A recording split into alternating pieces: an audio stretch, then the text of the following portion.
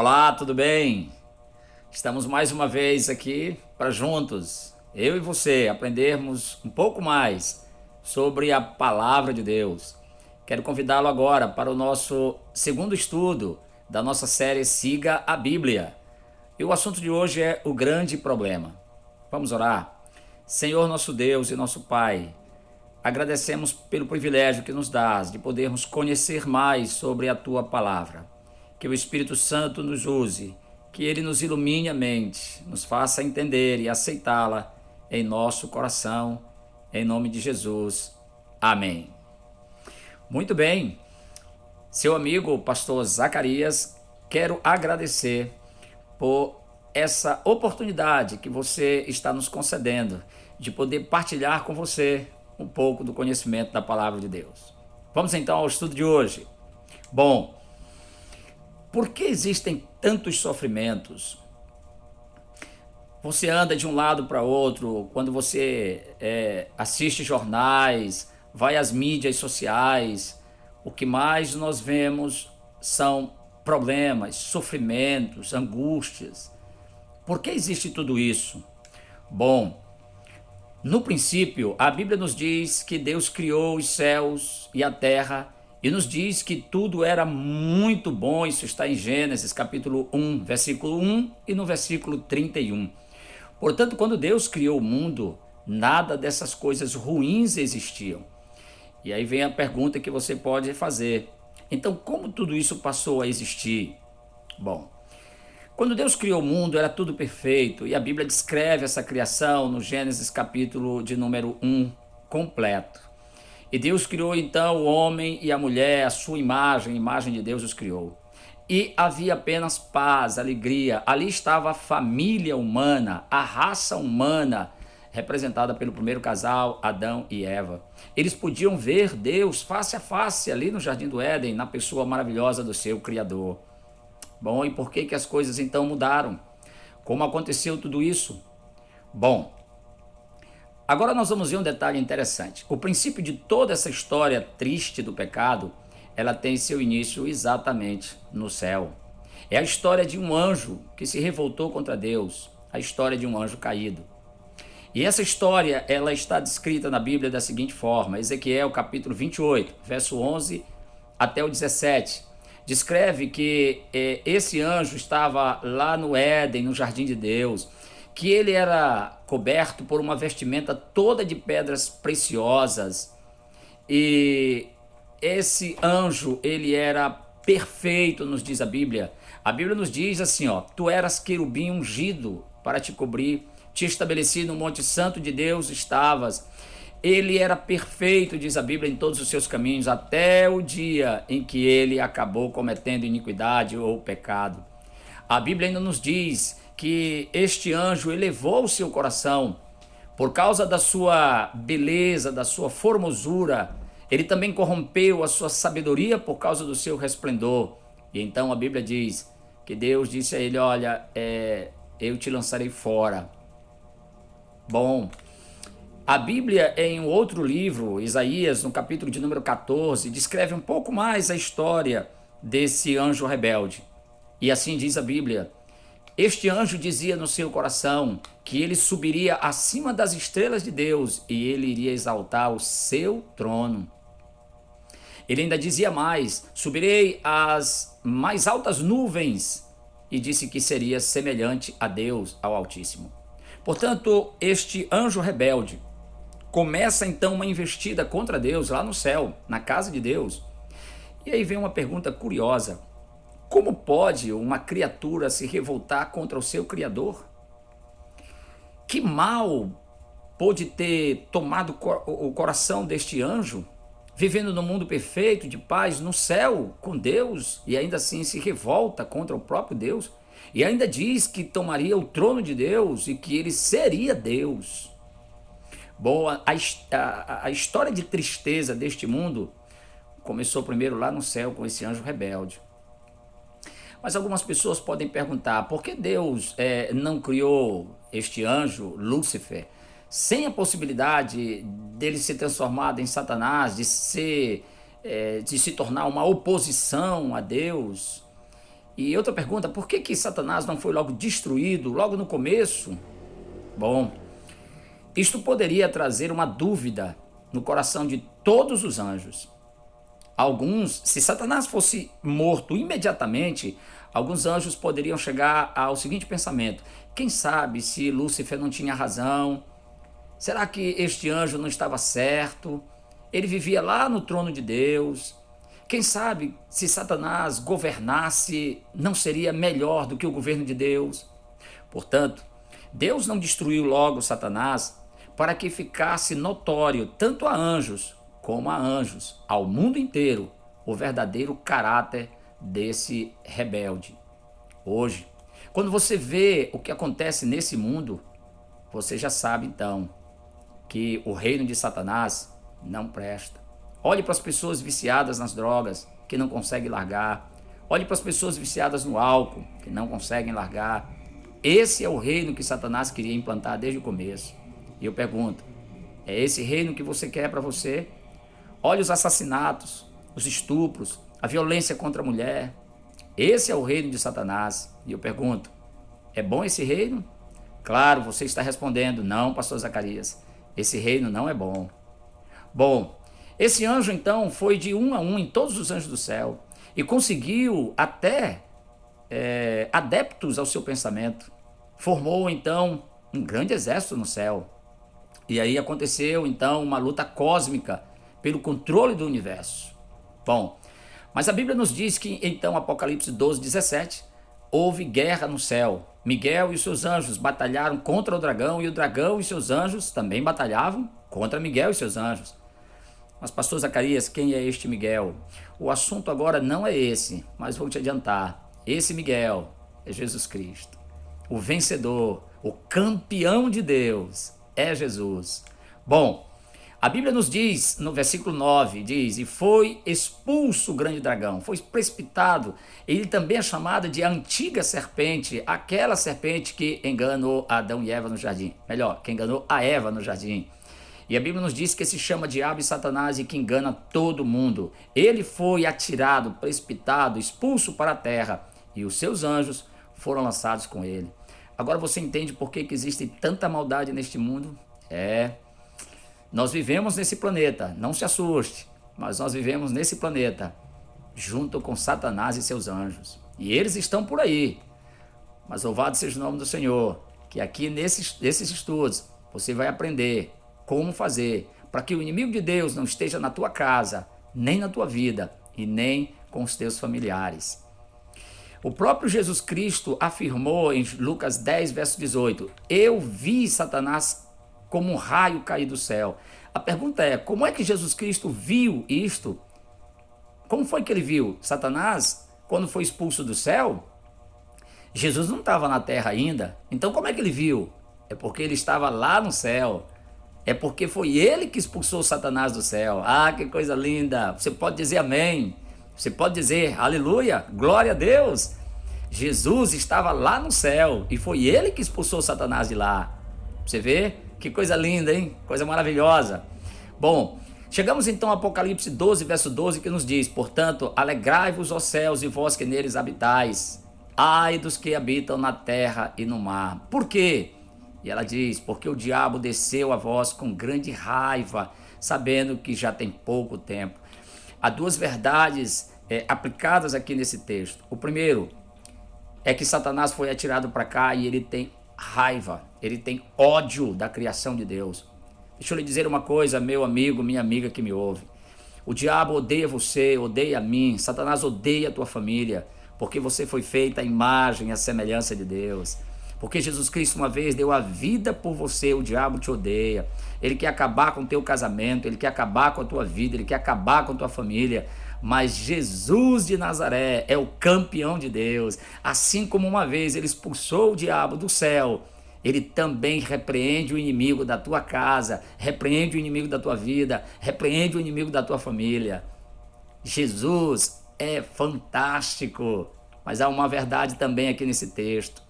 E a Bíblia deixa bem claro, o diabo tem pouco tempo. E aqui nos nossos estudos você vai ver que um dia Satanás vai ter que morrer. Ele sabe que o salário do pecado é a morte. Não se apresse, nós ainda estudaremos sobre esse assunto. Bom, teria Deus criado então a terra apenas para ser o lugar de exílio de Satanás? Será que Deus criou este planeta e disse, pronto, aí o diabo vai morar aí, vai ficar aí? Não, não, não, não.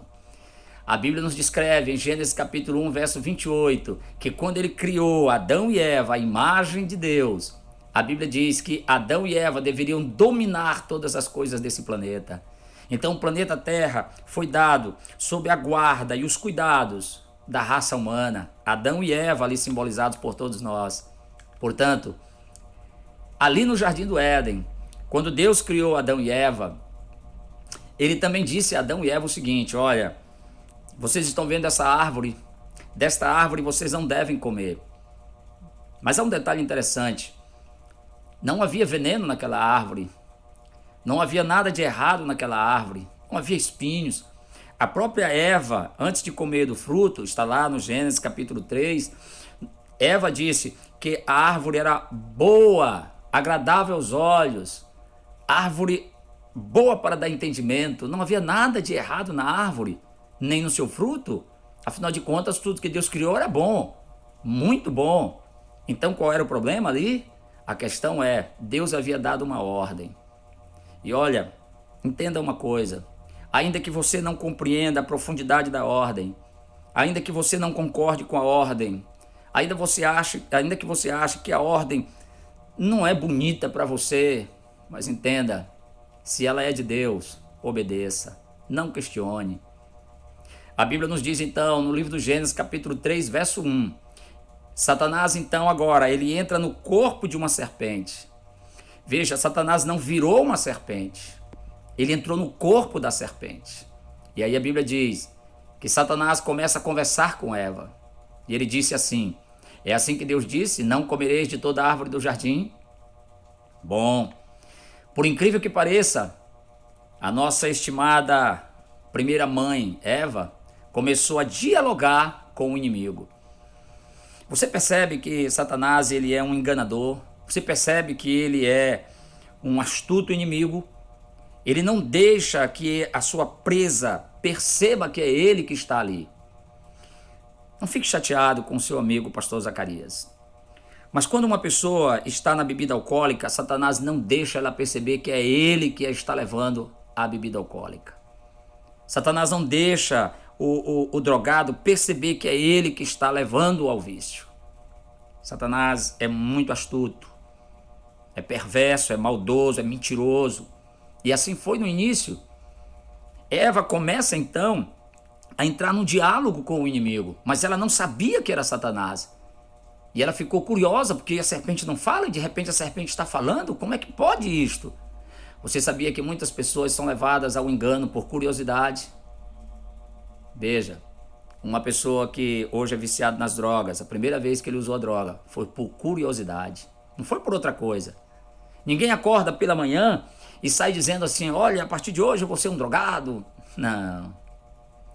Bom, Eva então responde à indagação da serpente e diz assim, do fruto das árvores do jardim podemos comer, mas do fruto da árvore que está no meio do jardim, disse Deus, não comereis dele, nem nele tocareis para que não morrais. Bom, então a serpente, no seu diálogo com Eva, disse a mulher, a serpente, certamente não morrereis. Você percebe que Deus havia dito para eles não comerem do fruto, senão eles morreriam? Percebe que Satanás sempre vai dizer o contrário do que Deus diz? Se Deus diz a você, filho, vai à igreja, filho, ore, filho, leia a Bíblia, filho, estude a Bíblia, o que Satanás vai dizer? Não vá à igreja, não ore, não estude a Bíblia, não leia a Bíblia. Satanás sempre vai dizer o contrário do que diz a Bíblia Sagrada. E deixa eu lhe dizer uma coisa, o diabo é um enganador. Lembre-se bem disto. Ele é mentiroso, disse Jesus em João 8,44. Ele é o pai da mentira. Bom, e o que aconteceu? Vieram então os resultados da queda. Adão e Eva desobedeceram a Deus por obedecerem a Satanás. E então veio a tristeza, a dor, lágrimas, desapontamento, morte, angústia, sofrimentos. Um mundo magnífico com graves problemas. Eis a questão. Nós estamos agora no mundo, querido amigo e amiga, meu estimado irmão, filho e filha de Deus. Nós estamos num mundo lindo, mas com graves problemas. E hoje, nós entendemos que o mundo em que vivemos aspira muitos cuidados. Jesus uma vez chamou seus discípulos em particular e lhes contou uma parábola. E ele disse: um semeador saiu, um dono de um campo saiu e semeou no seu campo. Só que o que acontece é que dias depois vieram então os servos daquele dono do campo, chegaram até ele e disseram o seguinte, Mateus capítulo 13, verso 27 e 28. Então, indo ter com ele os servos do pai de família, lhe disseram: Senhor, não semeaste tu no teu campo boa semente? Senhor, o Senhor não fez esse planeta de forma linda, de forma maravilhosa? Então, como então está cheio de joio? Senhor, por que o Senhor criou este mundo no princípio, um jardim do Éden, a coisa linda, era só amor, só graça, só bondade? E Senhor, por que hoje tem vícios, tem morte, tem tráfico, tem estupro, tem violência, tem assassinato? Por que tem isso, Senhor? Na parábola, Jesus responde e diz a si mesmo: um inimigo é quem fez isso. Sabe, querido irmão, irmã, filho e filha de Deus, Deus não fez esse mundo do jeito que ele está hoje, com tanta tristeza, com tanto sofrimento, com tanta dor. São filhos que não honram seus pais, são maridos que batem suas esposas, são esposas que traem seu marido e vice-versa. Há violência por todos os lados, há confusão, há enfermidades tomando conta, matando milhões de pessoas, milhares de pessoas diariamente são mortas por enfermidades. Foi o inimigo que fez isso. Veja, olha o que disse Jesus quando foi curar uma mulher, quando ele esteve aqui na terra, em Lucas capítulo 13. Ele disse assim: não convinha soltar desta prisão no dia de sábado esta filha de Abraão, a qual há 18 anos Satanás tinha presa. Você percebe que a doença, ela não vem de Deus. A doença é uma consequência do pecado, e quem trouxe o pecado para este mundo foi Satanás. Lembra do caso de Jó? Jó é um exemplo típico do que o diabo pode fazer com a vida de uma pessoa. A Bíblia descreve na história de Jó que Satanás destruiu tudo que Jó possuía, matou os filhos de Jó, destruiu todo o seu rebanho, acabou com tudo que Jó possuía e ainda cobriu Jó de uma doença da planta dos pés até o alto da cabeça. Jó foi um homem que sofreu muito nas mãos de Satanás, mas Jó era um homem íntegro, reto e temente a Deus. E talvez você pergunte assim: pastor Zacarias, mas pode um servo de Deus ser atacado por Satanás? Aí está a resposta. Se tem alguém que Satanás mais odeia neste planeta, são aqueles que servem a Deus, são aqueles que amam a Deus, são aqueles que estão lendo a Bíblia.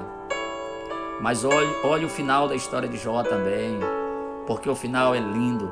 Deus restitui tudo que Satanás tirou de Jó. Satanás tirou a família de Jó, matou os filhos, Deus lhe deu muito mais. Satanás acabou com toda a riqueza de Jó, Deus lhe deu muito mais. Satanás colocou doença em Jó, e a Bíblia diz que Jó morreu de velhice, saudável, cumpriu todos os seus dias. Você percebe que Deus sempre vai abençoar os seus servos, a despeito de tudo que Satanás possa fazer com o servo de Deus. Deus ainda lhe concede a vitória no final da história. Querido, há tantas pessoas hoje que choram, que sofrem, que passam por dificuldades. Há tantas pessoas hoje que estão comendo miséria. Há tantas crianças que passam fome, não têm o que comer. Agora mesmo, enquanto eu falo contigo, enquanto você está assistindo esta apresentação, tem pessoas que estão morrendo de fome. Tem pessoas que estão desesperadas sem saber o que fazer. Lembre-se, não foi Deus que fez isso. Um inimigo fez isso. Eu quero concluir com uma história. Havia um garotinho com um pássaro preso numa gaiola. E um homem, ao ver aquele pássaro preso na gaiola, sem poder voar, sem poder ter liberdade, o homem chegou para o garoto e disse assim: garoto, eu quero comprar esse pássaro, me vende o passarinho. E o garoto olhou para o homem e disse: não vou vender o pássaro. E o homem disse: olha, eu pago o preço que você quiser, eu te dou R$100. E o garoto olhou para o homem e disse: não, não, não, não, não quero. E o homem: 200, não quero. 300, não quero. 400, não quero. E o homem foi subindo cada vez mais o valor oferecido. Chegou a oferecer R$1.000 por aquele pássaro. E o menino disse: não quero. E o homem disse a ele: mas garoto, eu quero comprar o pássaro, porque eu quero ver esse pássaro livre. Eu quero ver o bichinho voando. Aí ele não consegue voar como uma pessoa que tem liberdade. Você vai para onde você quiser e ele não. Ele só come se você der comida. Ele só bebe se você colocar água. Deixa eu comprar o pássaro, me dá o teu preço. E o garoto disse: não, não vendo, não vou vender. Curiosamente, o homem perguntou para o menino: por que você não quer vender o pássaro? E o menino então disse para ele: é porque eu vou brincar, e depois eu vou matar o passarinho. Sabe, querido filho e filha de Deus que me ouve, é exatamente isso que Satanás quer fazer com a raça humana. Ele quer brincar, e depois ele quer matar as pessoas. Olhe para uma pessoa viciada em droga. Ela entrou nas drogas por brincadeira, por experimentar. E olha o que acontece agora. Satanás brinca com elas. E no final, se não houver uma intervenção divina, se essa pessoa não se voltar para Deus e não pedir ajuda, o diabo a mata. É isso que Satanás quer fazer conosco, seres humanos, feitos à imagem e semelhança de Deus. Ele quer brincar, e depois ele quer matar. Mas Jesus já pagou um preço maravilhoso para nos tirar dessa prisão, dessa gaiola de pecados. Por favor, querido, entenda. Nós estamos envolvidos numa guerra. De um lado nós temos alguém que quer te levar para a morte eterna, mas do outro lado nós temos o campeão de Deus, que quer te dar a vida eterna. Por favor, nunca mais esqueça: Deus não é culpado dos sofrimentos que nós estamos passando neste planeta. Deus não tem culpa disso. Um inimigo fez isso. Ele continua fazendo. Mas Deus quer estar em tua casa todo dia. Deus quer estar em teu coração todo dia. Ele quer estar com tua família todo dia. Chame teu esposo, chame a tua esposa, chame teus filhos. Estudem juntos esses estudos que estamos enviando. E por favor, abra seu coração e diga: Senhor Jesus, eu quero que o Senhor habite na minha vida, na minha família, no meu lar. Por favor, Senhor, proteja-me deste maléfico inimigo e de sua corja de bandidos que vivem nesse planeta. Mas por favor, não se preocupe. Lembra, logo logo, esse inimigo Satanás vai morrer. Logo logo tudo isso vai passar. Logo logo isso tudo vai acabar e nós vamos viver a vida eterna com Jesus. Você crê nisto? Eu creio. Eu acredito. Eu quero que Jesus seja o campeão da minha vida.